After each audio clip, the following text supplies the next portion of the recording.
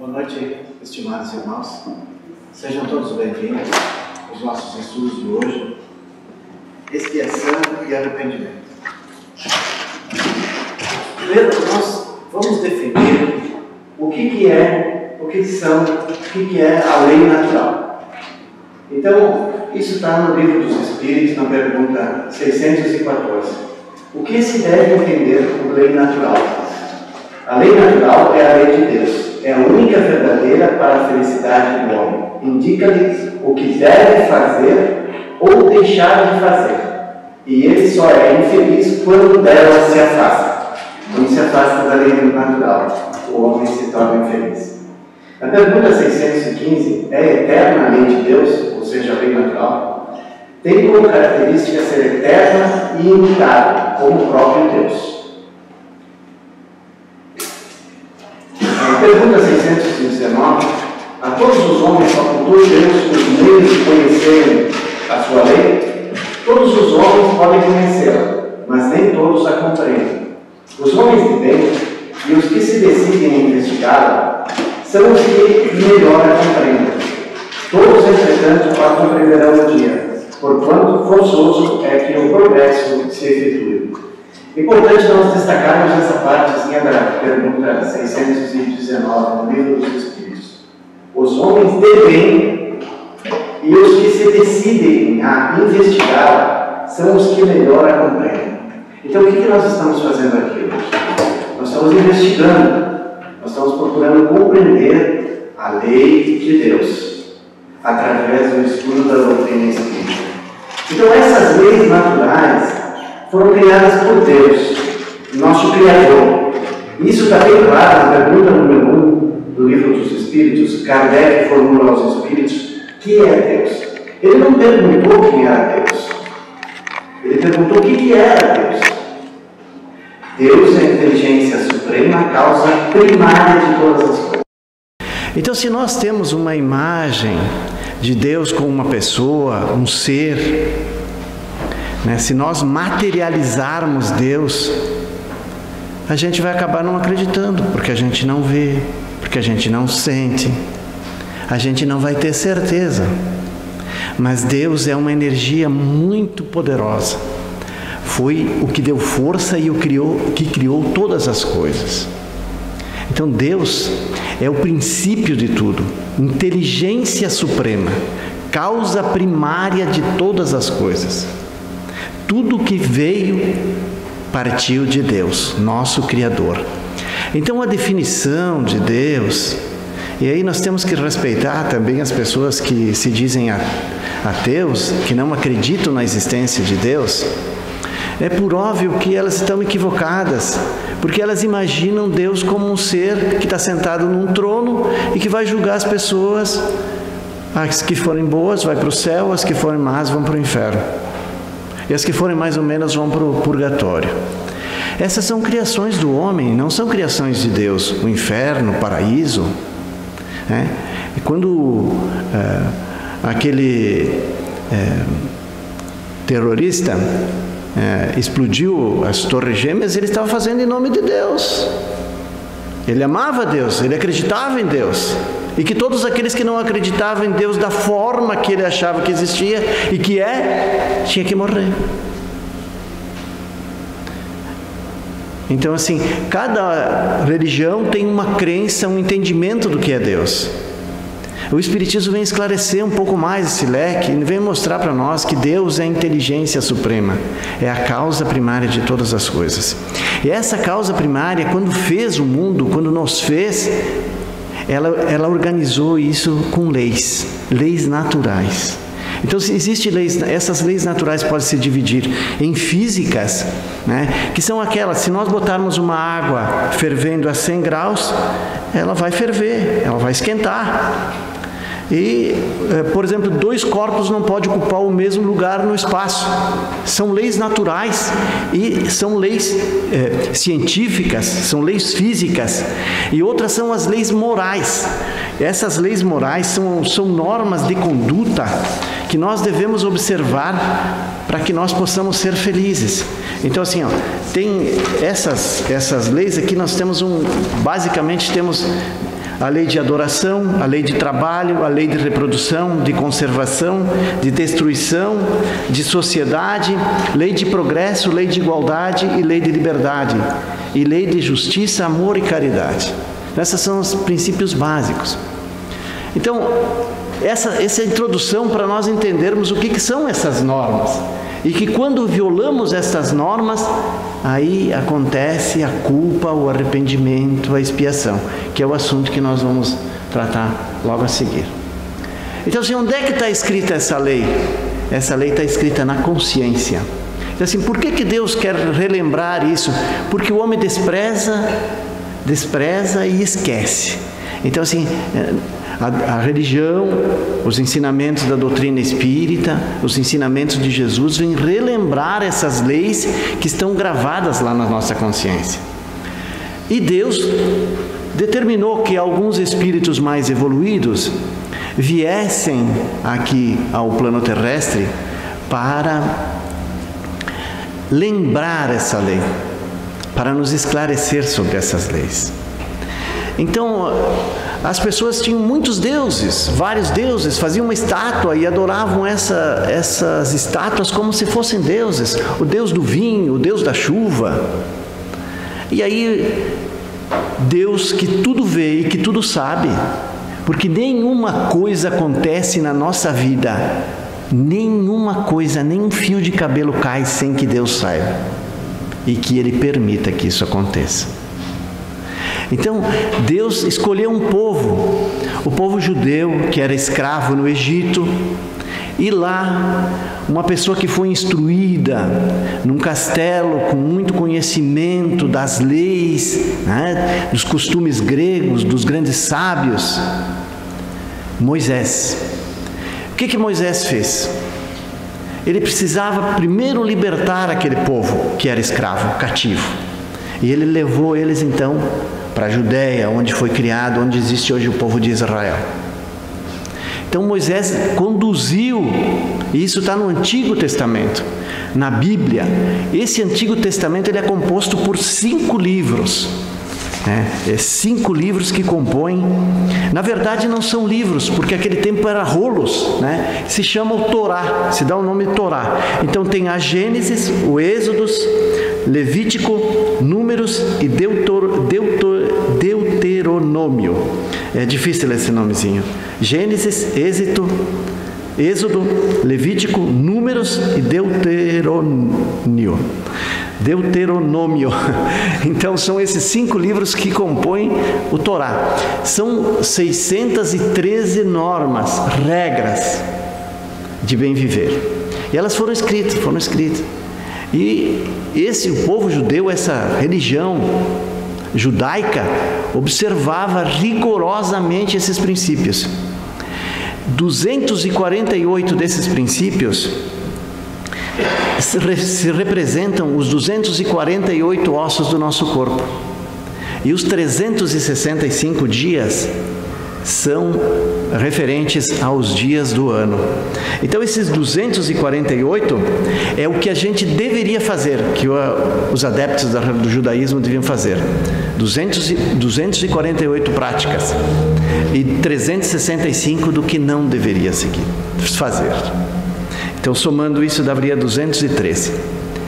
Mais adiante, Moisés sintetizou isso. Então, ele pegou esses 5 livros, ficou o Antigo Testamento. Aí depois veio Jesus, aí fez o Novo Testamento. Botando os dois juntos, se formou a Bíblia. A Bíblia, que é usada por várias religiões. Então, Moisés sintetizou isso em 10 mandamentos. Que decorar 613 normas, regras, o que pode, o que não pode, era muito cansativo, era difícil para ensinar para as crianças. E desde pequenininho eles vinham sendo educados no sentido de obedecer essas regras, esses princípios. E Moisés sintetizou isso nos 10 mandamentos. Então Moisés, nós temos 5 sentidos: a visão, a audição, o paladar, a audição, o tato. E nós temos mais um outro sentido, que é o sentido da mediunidade.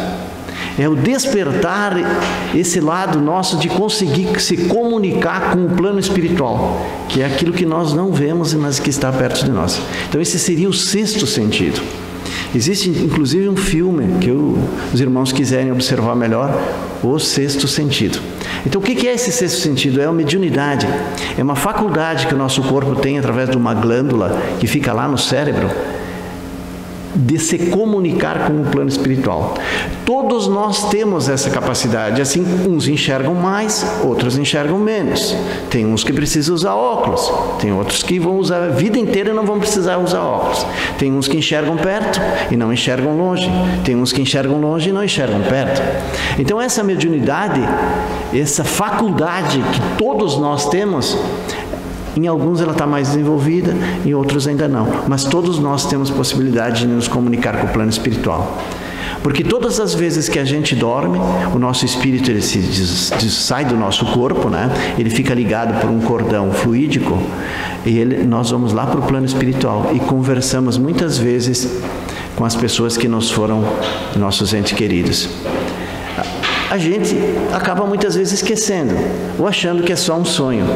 Muitas vezes a gente recebe muitas lições daquilo que a gente deve fazer e daquilo que a gente não deve fazer, daquilo que é bom para a gente e daquilo que é ruim para a gente, através desse contato que a gente tem no plano espiritual. Então assim, a mediunidade todo mundo tem, é uma questão de desenvolver. Tem uns que estão desenvolvidos mais, outros menos. Então essa lei natural, ela está lá na consciência. Quando nós violamos essas regras, aí a gente sofre. Jesus, ele sintetizou esses 10 mandamentos num único mandamento. Num único mandamento. Quando ele é questionado pelo doutor da lei, ele diz, o que está escrito na lei? Que lês nela? Amarás o Senhor teu Deus sobre todas as coisas, e ao próximo como a ti mesmo. E ao próximo como a ti mesmo. Se quando a gente ama o próximo, a gente não faz o mal, a gente não rouba, a gente não é violento, a gente perdoa, a gente se torna uma pessoa melhor. Quando acontece alguma coisa na nossa vida, que a gente perde um ente querido, perde um emprego, tem uma dificuldade, se a gente ama a Deus, a gente aceita aquela situação, porque aquela situação é o que faz com que nós possamos evoluir. Então assim, Deus não castiga ninguém. Esse conceito que foi colocado na nossa cabeça, que a gente faz o mal, a gente vai ter um castigo, um karma, está equivocado. Isso foi feito lá muitas vezes por interesses. Vamos só até aí. Então, a pergunta 647, a lei de Deus se acha contida toda no preceito do amor ao próximo, ensinado por Jesus. Então Jesus sintetizou isso numa palavra só, que é o amor. Quem tem amor respeita, vive feliz, vive contente, aceita as dificuldades. Então, todas essas regras que os judeus seguiam, que Paulo de Tarso seguia, desde criancinha ele foi educado a amar a Deus sobre todas as coisas e não aceitava quem pensasse diferente. E aí o que ele fazia? Ele perseguia os cristãos que pensavam diferente. Por isso que nós, estudantes da doutrina espírita, temos que ter todo cuidado quando criticamos alguém, quando criticamos alguma religião. Não importa a religião que a pessoa siga, a melhor religião é aquela que faz a pessoa melhor. Então, Jesus sintetizou toda essa lei, todos esses 613 normas numa só, na lei do amor, no amor. A lei de Deus está contida no amor ao próximo. Estes são os deveres dos homens, uns para com os outros. Está baseada nos ensinamentos deixados por Jesus. A divisão da lei natural em 10 partes é a de Moisés, de modo a abranger todas as circunstâncias da vida. A mais importante delas, justiça, amor e caridade, é a mais importante porque faculta o homem a adiantar-se mais na vida espiritual e resume todas as outras. A lei de amor, justiça e caridade. Então, muitas vezes, se alguém nos ofende, nós precisamos ter caridade com essa pessoa. Saber perdoar. Isso é caridade. Isso é amor. É justiça. É não fazer para os outros o que a gente não quer que façam para nós. Então, se a gente vê tanta maldade, é só a gente ligar a televisão. E a gente faz isso todo dia, né? Especialmente quando está lá comendo, enche aquela comida de uma energia negativa. Fica ouvindo aquela matança, roubalheira, contaminando a nossa mesa. Em vez de um momento de oração, de congraçamento com a família, um momento de agradecer pela oportunidade de alimentar o corpo. E a gente fica contaminando a nossa refeição com aquelas notícias da televisão. Não, o Espiritismo convida. O Espiritismo convida para a gente fazer uma reflexão nisso. Não é para não ter televisão em casa, não é proibido ver televisão, não é proibido ver as notícias. É um convite que o Espiritismo faz. O Espiritismo não manda ninguém fazer reforma íntima. Ele convida. Ele mostra o benefício de se fazer uma reforma íntima. Então, quando nós temos uma lei natural. A lei de justiça, amor e caridade, falamos que é a principal. Nós temos um mandamento maior, amar a Deus sobre todas as coisas e o próximo como a si mesmo. Quando a gente viola esses princípios, quando a gente acaba fazendo mal para alguém por egoísmo, por vaidade, né? Nós violamos essa lei e a gente sofre. Quando a gente se conscientiza que a gente fez alguma coisa errada, vai gerar um remorso. Um remorso.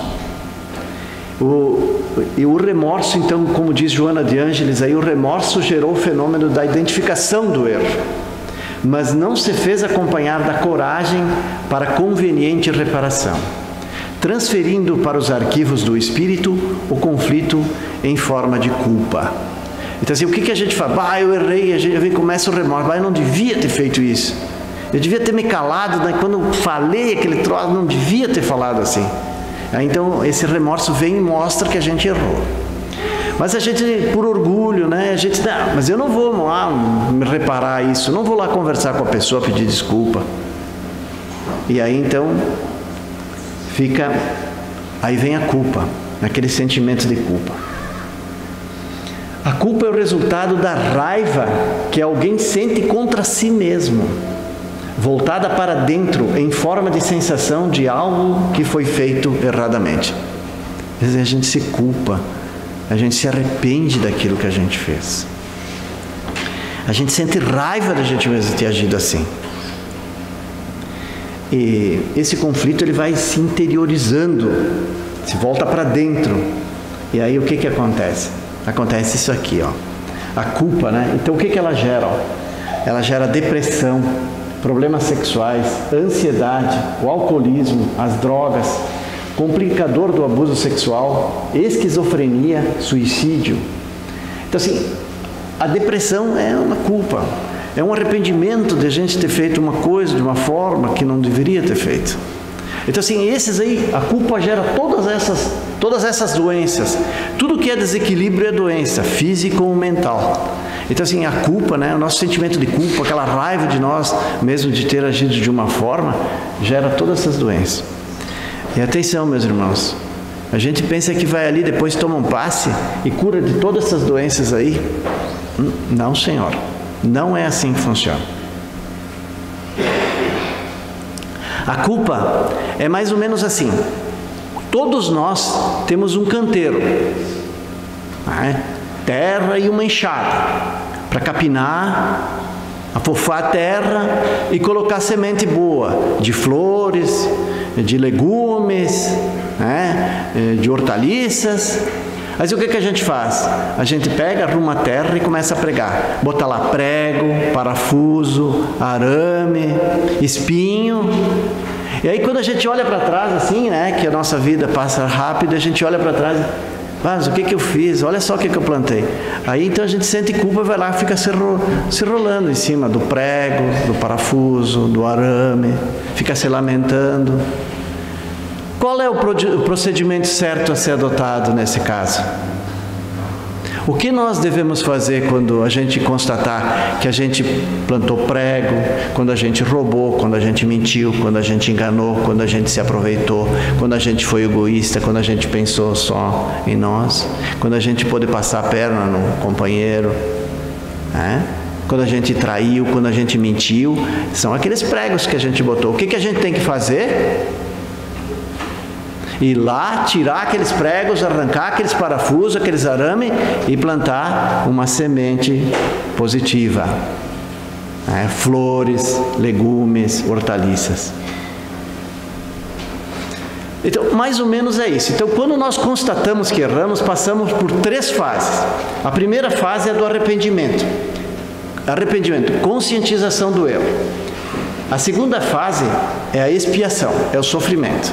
Quando a gente erra, quando a gente faz um mal para uma pessoa, então a gente vê muitas vezes uma pessoa que acabou cometendo um delito, matou alguém, agrediu, foi violento no trânsito, causou um acidente, o cara, o que eu fiz?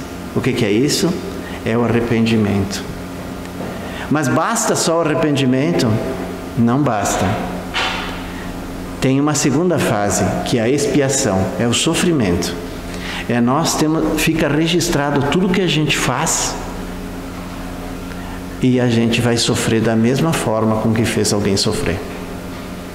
Por isso o convite do Espiritismo de nos esclarecer, não fazer o mal para ninguém. O Jesus ensinou isso. Se te baterem na face direita, oferecei também a esquerda. Então, é preferível a gente sofrer uma ofensa do que praticar. Mas todos nós erramos, e isso nós não podemos julgar ninguém. Nós somos seres imperfeitos. Nós temos que ter um sentimento de aprendiz, de saber aqui que a gente está aqui para procurar aprender, para não errar. E os erros são oportunidades que a gente tem de conhecer, de aprender e não voltar a cometer esses erros. Nossos equívocos. Não pecados, erros, equívocos, más escolhas. Assim, isso tudo faz com que a gente possa compreender. Então, assim, nós não temos o direito de culpar ninguém que errou, e a gente faz esse julgamento dos outros, mas se esquece de fazer o nosso auto-julgamento, daquilo como a gente agiu, como a gente procedeu, a maneira que a gente é. Então, a segunda fase é do sofrimento. Então, o arrependimento basta? Não basta. A expiação basta? Não basta. É necessário uma terceira fase, que é a da reparação do mal com o bem. Então, assim, a primeira fase, arrependimento, é só o primeiro passo para o reajuste. Pois aí temos o desejo, a vontade e a esperança de mudar os fatos. Mas não é só isso. É necessário a expiação e a reparação. Senão, onde a justiça? Eu fiz o mal, prejudiquei as pessoas, eu andei a 200 por hora, atropelei 4 ou 5 pessoas, eu me arrependo de fazer isso, está tudo bem, está tudo perdoado. Negativo. E o sofrimento daquelas pessoas que eu fiz elas passar. Quando a gente mente, alguém vai mentir para nós, na mesma moeda. Quando a gente ficar com 1 centavo que não é nosso de direito, nós vamos perder esse centavo. Se alguém ficar com 1 centavo nosso, que não é de direito, um dia vai devolver, de uma forma ou de outra. Então, a expiação e sofrimento. A expiação se cumprirá mediante as provas da vida corporal e na vida espiritual, pelos sofrimentos morais inerentes à nossa inferioridade. E a reparação. A reparação, também considerada a lei de reabilitação moral dos espíritos, poderá dar-se desde essa vida com a prática do bem, da caridade, da amorosidade, do afeto com os nossos semelhantes, onde iremos liquidando os débitos que trazemos de tempos imemoriais, onde nos comprometemos infringindo as leis sábias de Deus pelo nosso orgulho, vaidade, egoísmo, prepotência, maledicência, paixões e mau uso, enfim, de nossas faculdades. Para a gente entender essa história, tem uma historinha contada para o Chico Xavier, que é do Saturnino Pereira. Saturnino Pereira era um senhor que trabalhava numa fábrica de tecelagem. Era um camarada muito bom, muito agradável. Alguém precisava de uma carona, estava ele. Alguém estava doente, ele estava com remédio. Alguém precisava de alguma coisa, ele estava pronto para ajudar. Ele terminava o serviço dele, ia lá, ajudava o outro colega. Num dia, numa fábrica de tecelagem, o braço do Setembrino entrou dentro da máquina. E foi aquele corre-corre. As pessoas rasgaram aquelas roupas que estavam, aquele tecido que tinha para estancar o sangue do Saturnino. E enrolaram o braço e aquele sangue, chamaram a ambulância e todas as pessoas dizem: eu já vi tanto criminoso, por que um bandido não perde a mão? Saturnino é uma pessoa do bem, só faz o bem. Olha só que castigo aconteceu para ele. Levaram ele para o médico.